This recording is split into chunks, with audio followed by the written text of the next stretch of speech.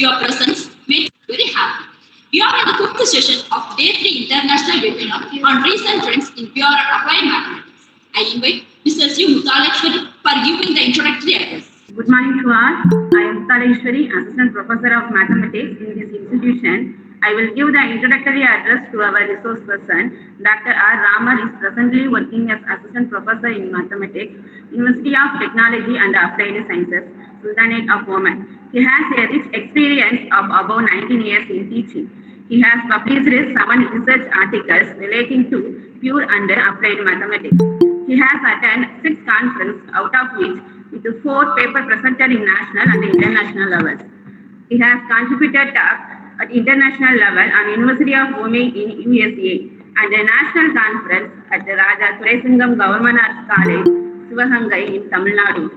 He got Best Graduate Awards in University Examination during 1998 to 99. He was life member in the Indian Society for Technical Education. Next, I invite Dr. R. Raman to deliver speech about the topic. Thank you, sir. Thank you all. Thanks for this opportunity. And I dedicate this my lecture to my professor, Dr. V. Swaminathan. Actually, my area of research is graph theory. In graph theory, we have started in graph coloring. We have 2 types of coloring in graph theory. One is the edge coloring and another one is vertex coloring. Is my voice is audible to everyone? Yes, Ramar. Okay.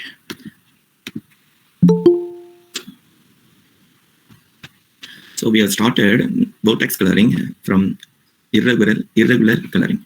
What is irregular coloring? And that's and all we will see one by one. First, I am starting from the simple graph definition. A simple graph is a finite non-empty set of objects called vertices together with a set of unordered pairs of distinct vertices called edges. A graph G with vertex set V of G and edge set E of G is denoted by G of V, E. This everyone knows what is simple graph, and we'll see what is edge and what is adjacent and what is incident and what is non-adjacent in graph theory. The edge E is nothing but U, V is denoted by E is equal to UV and is said to be E joins the vertices U and V. U and V are called adjacent vertices. U and V are said to be incident with E. If 2 vertices are not joined by an edge, then they are said to be non-adjacent. If 2 distinct edges are incident with a common vertex, then they are said to be adjacent to each other. Let's see what is parallel edges. Let G be a simple graph. 2 edges, E1 is equal to U1 V1 and E2 is equal to E2 U2 V2 are said to be parallel edges if they induce a 2K2 in G. Then we'll see what is trivial graph. The number of elements in the vertex set of a graph is called the order of G and is denoted by N or the cardinality of V of G. The number of elements in the edge set of a graph is called the size of G and is denoted by M. A graph with n vertices and m edges is called a n, m graph. The 1, 0 graph is called a trivial graph. Okay. What is isomorphic graphs? Let's see a graph G1 is isomorphic to graph G2. Suppose we say that G1 is isomorphic to a graph G2. If there is a bijection F from V of G1 to V of G2 such that the edge UV belongs to E of G1 if and only if F of U, F of V belongs to edge set of the graph 2. If G1 is isomorphic to G2, then it is denoted by G1, then it is denoted by the symbol G1 is isomorphic to G2. Then we will see what is subgraph. A graph H is called a subgraph of a graph G if V of H is a subset of V of G and E of H is a subset of E of G. A spanning subgraph of G is a subgraph H with V of H equal to V of G. What is regular graph? A graph G is said to be a regular if every vertex of G has the same degree. A graph is called an R regular if the degree of every vertex is R. A 3 regular graph is called a cubic graph. Then what is complete graph? A graph G is complete if every pair of its vertices and or adjacent. A complete graph on n vertices is denoted by Kn. A clique of a graph is maximal complete graph.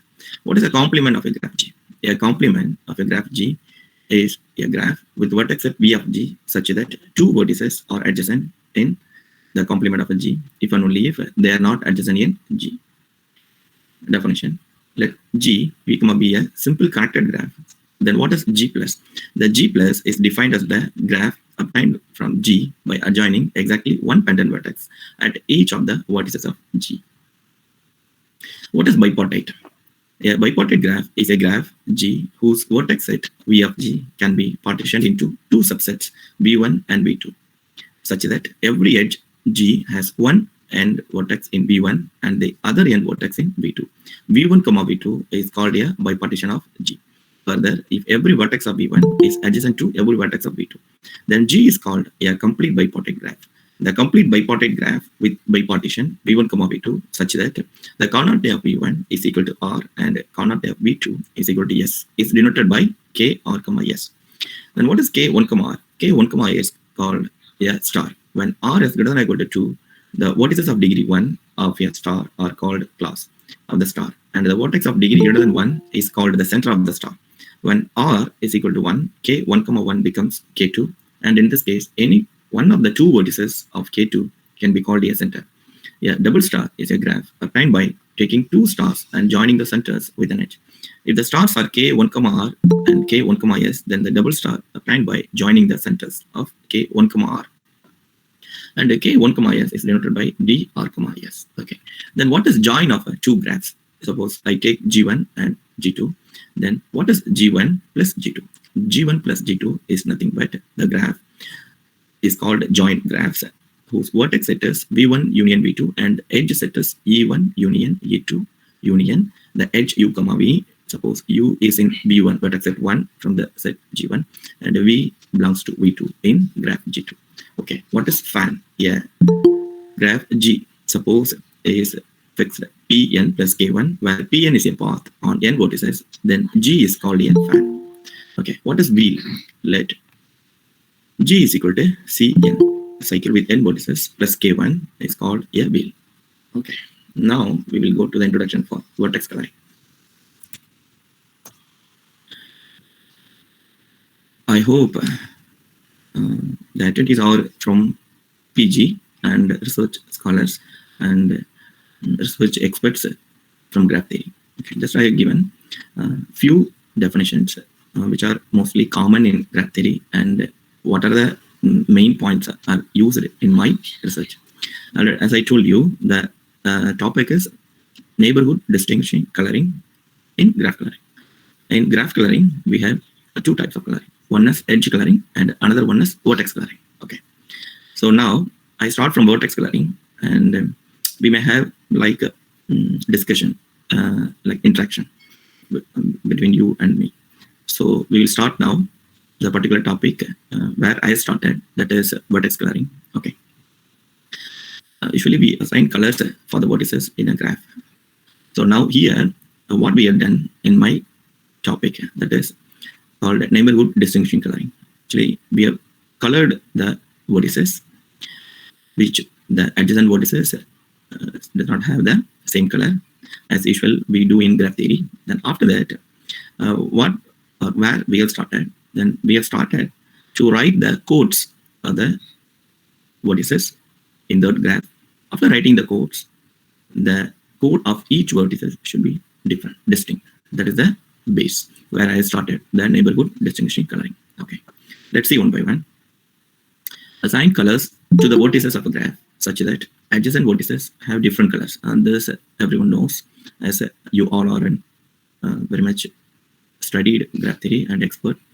Now, coloring a land map such that the countries that share a border have different colors. Actually, this is where initially started vertex coloring. Okay, in this case, what they have done first, the vertices represent the countries, and we draw an edge whenever two countries share a border.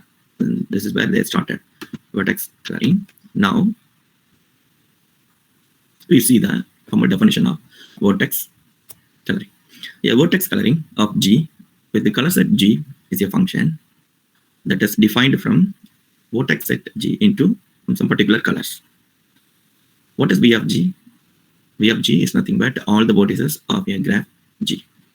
Then C is nothing but the colors what we take to complete the coloring on the particular graph for each vertices should reach the different colors.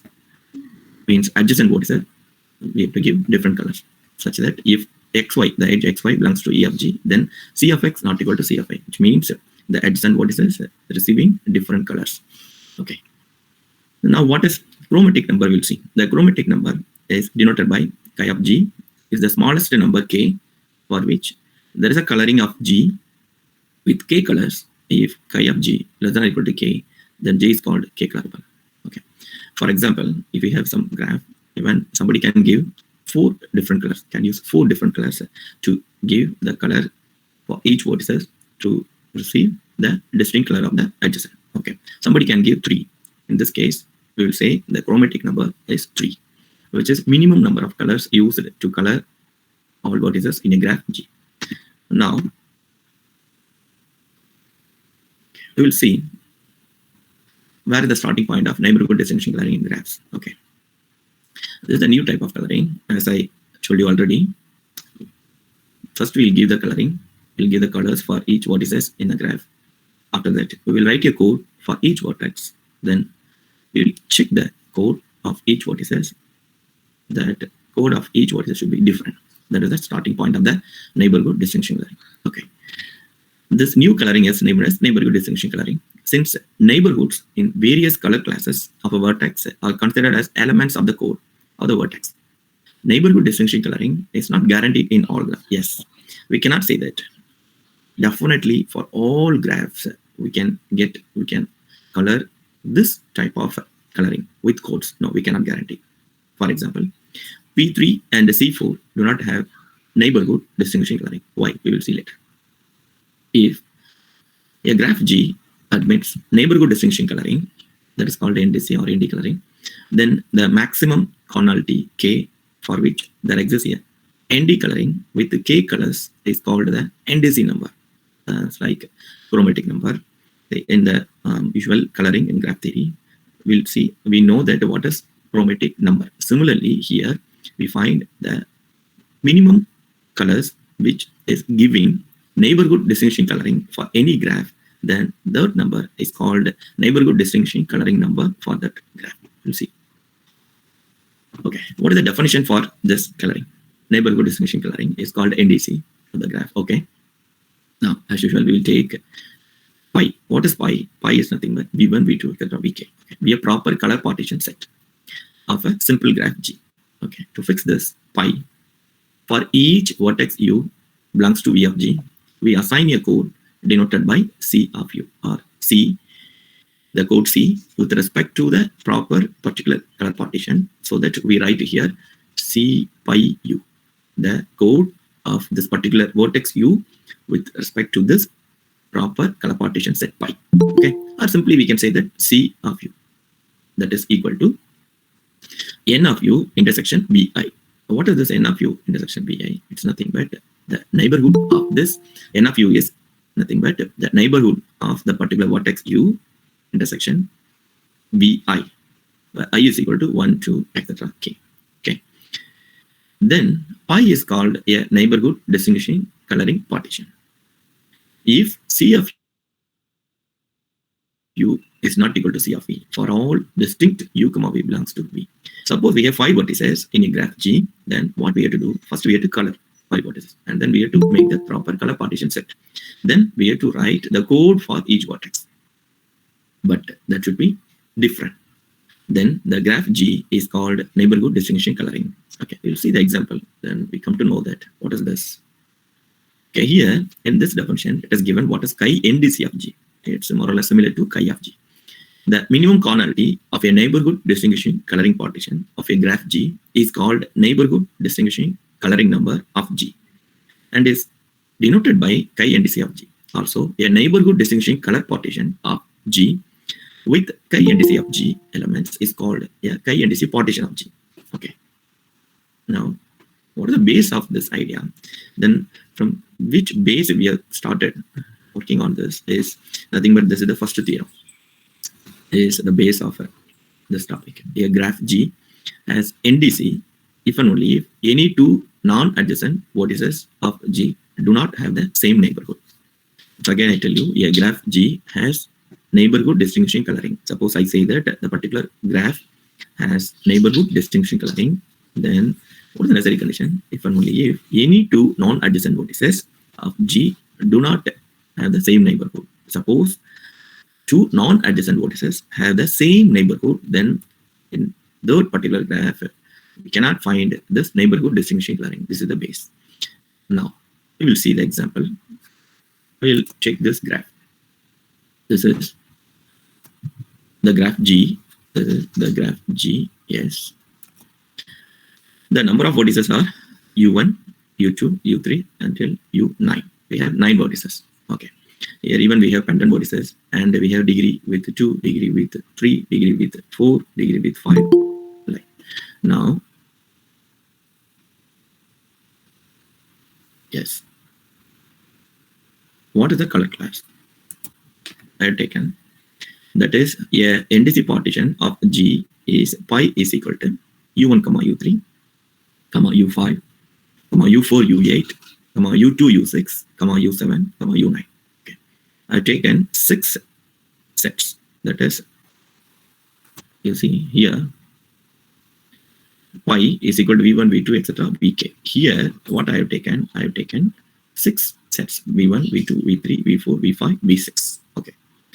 Now, V1 is U1, U3, V2 is U5, V3 is U4, U8, then V4 is U2, U6, then V5 is U7, then V6 is U9. Okay. So now we will write the code for each vertex. Okay. Now here, what is the first vertex? That is U1. Okay. We will write the code for U1. We will write the code for U1.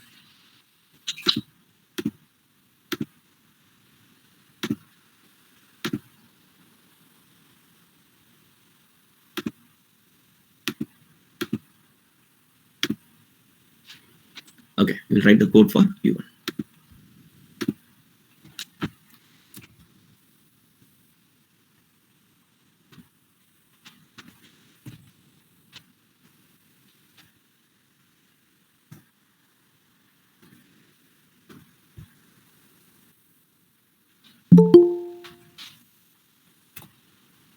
Yes, whether this graph is visible to everyone?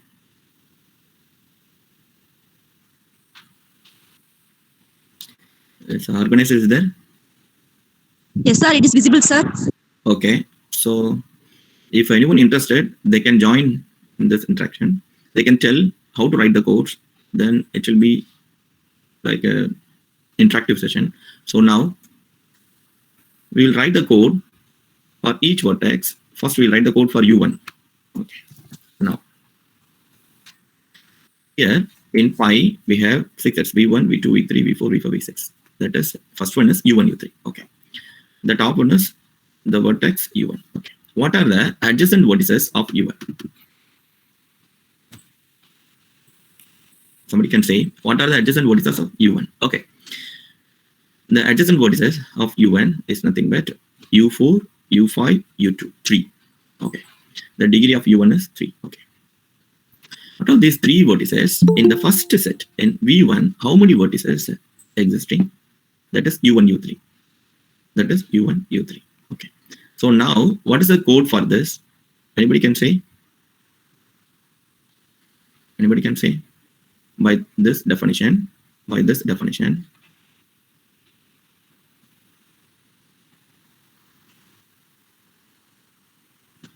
okay, the code for this particular vertex is equal to the cardinality of the neighborhood of U intersection Vi. Okay, so now what is the neighborhood of U1? That is U4, U5, U2.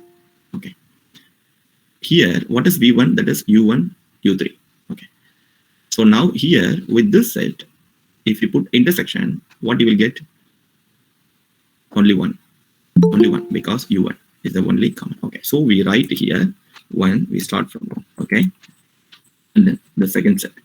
Now you see the neighbors of U1 is U4, U5, U2. So in the second set, U5 we have. So here we will see 1. Okay, now this third set, now U4, U8 in B3, but here 4 is the only one vertex is in the intersection 1. Okay. In the fourth set, U2, U6 we have. Here, yes, U2 only, in the neighbor set, so 1. Okay. Now in the fifth set we have U7. This is not the neighbor of U1, so 0. In the last set U9 we have, but in neighbors of U1, U9 is not there, so here it is 0. Okay. So the code of each vertex is having 6 tuples because as we have here 6 sets, 6 coloring sets. Okay. Similarly, we can write the code of U2. So in a similar way, suppose if we write the code for U2, for example, yes, here. What is the neighbor set of U2?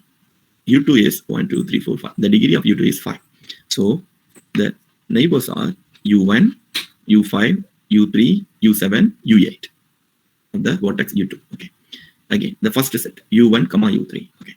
U1, U3, but here U1, U3 both are neighbors of U2. So I can write 2 in the first one. Okay.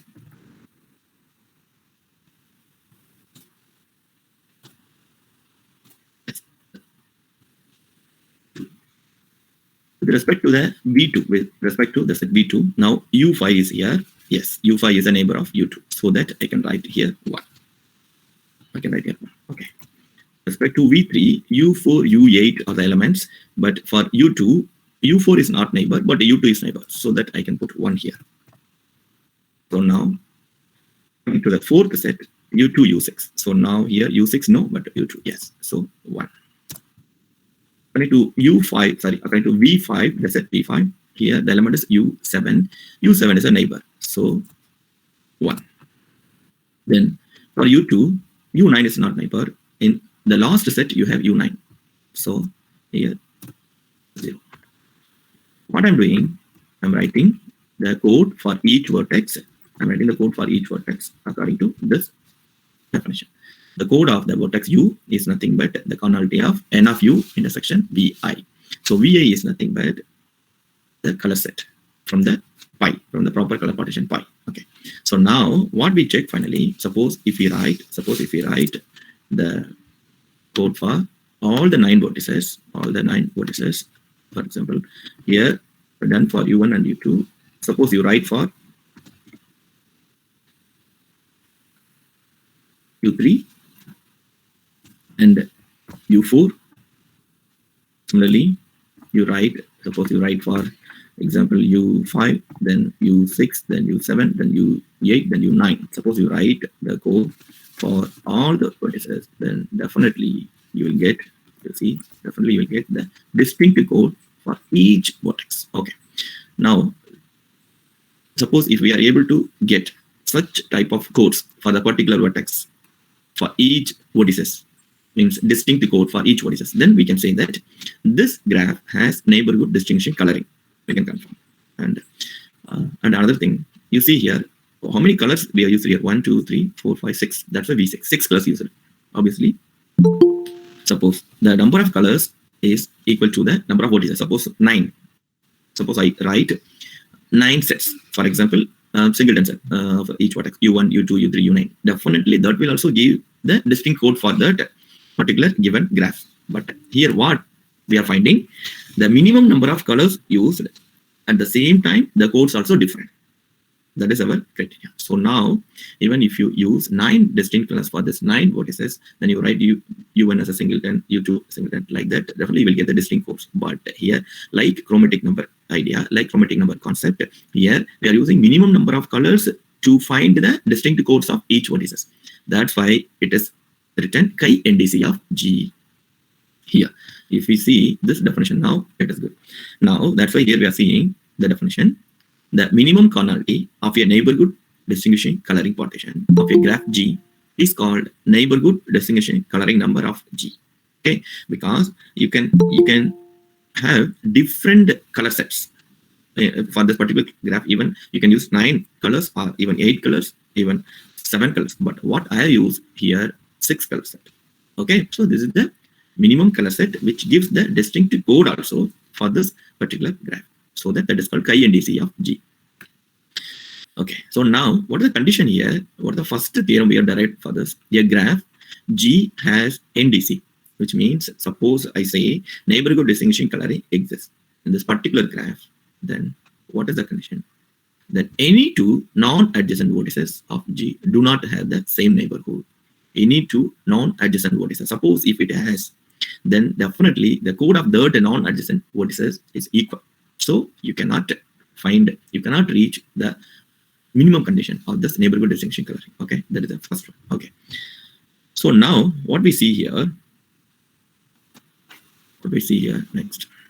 Let U and V be two vertices such that the degree of U is not equal to degree of V. Then for any partition pi of V of G into independent sets, then definitely this code of this particular vertex U with respect to this color partition pi is not equal to the code of the particular vertex V with respect to this color partition pi. Okay. Then another one is let pi be a NDC partition of G. Then number of different possible color codes of the vertices of degree R in G is called R plus K minus 2 means NCR, like R plus K minus 2 CR. Okay. Before seeing these results, we will see on the first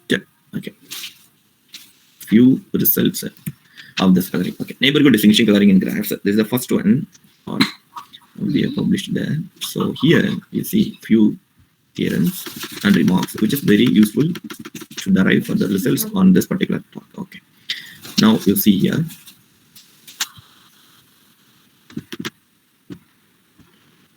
Yes, this is the first one. What I told.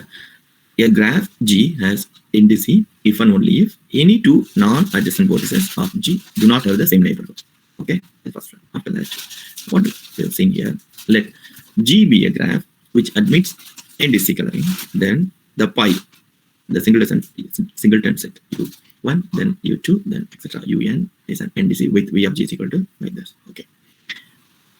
This also admits indice. See what you're seeing in this corollary. This also gives distinct codes of the vertex set, but it is not the minimum color used for this graph to color all the vertices. Okay. Now, for any graph G, chi of G less than or equal to chi indice of G. Yes, this chi indice either is equal to the graph G or sometimes bigger than the chromatic number G, the chromatic number of the particular graph. For example, here you see the chi indice of G is greater than 1, or if chi indice of G is equal to 1, then G is equal to Kn, here the complement graph of Kn, and Kn has no indice. The second one, if G is equal to Kn, then the complete graph of order n is nothing but chi indice of G is equal to n. Okay. Now here, 2 less than or equal to chi indice of G less than or equal to n with vertex set of the G is equal to n and the bounds are sharp. Since chi indice of P4 is equal to 2 and chi indice of Kn is equal to n. Yes. You see here, for the complete graph, suppose you try the chi indice, it's like the chromatic number. Definitely, that is n. We need n. Here, chi indice also, chi indice of this complete graph is also n. Okay. Now, what is P4? This is part 4. Now, what is the chi indice of P4 is 2. That's why here we get some bound for chi indice of G. The minimum is 2, then the maximum is n. Okay. A graph admitting NDC has at most one isolated vertex. If you have more than one isolated vertex, then that code definitely equal. So you cannot find the NDC for a graph admitting more than one isolated vertex. Okay. So now few interesting results get found here and few more bounds here.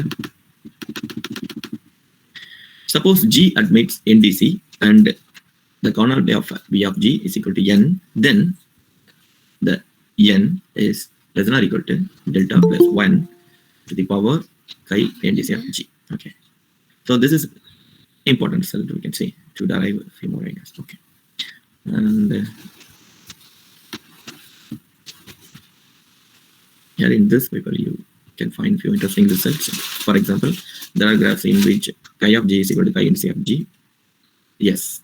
The chromatic number equal to the indice number. In which graph?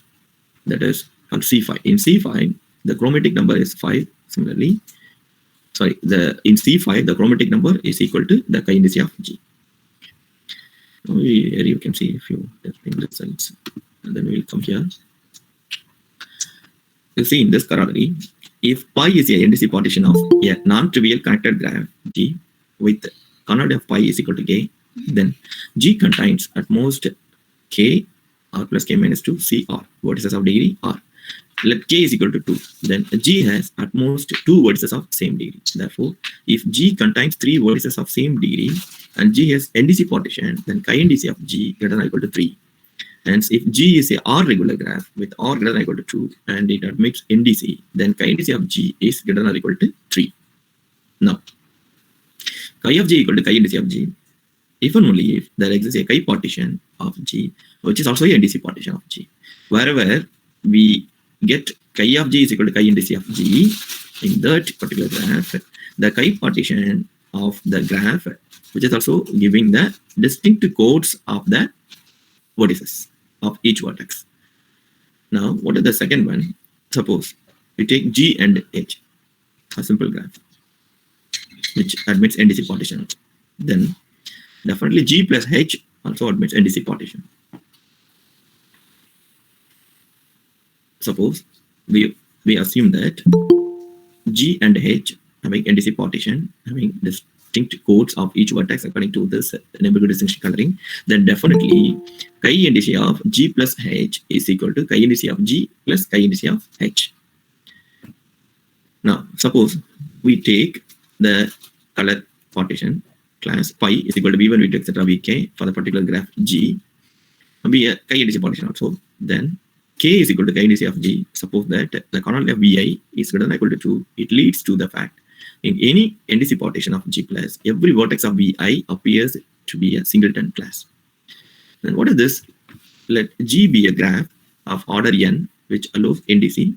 Based on this, we can say the chi NDC of G plus is equal to n. Suppose we have a graph G with order n with n vertices. Suppose it allows NDC, then definitely chi NDC of G plus is equal to n. Here, chi NDC of G plus is equal to chi of G. And we can see a few results for KMM and for the fan graph like that.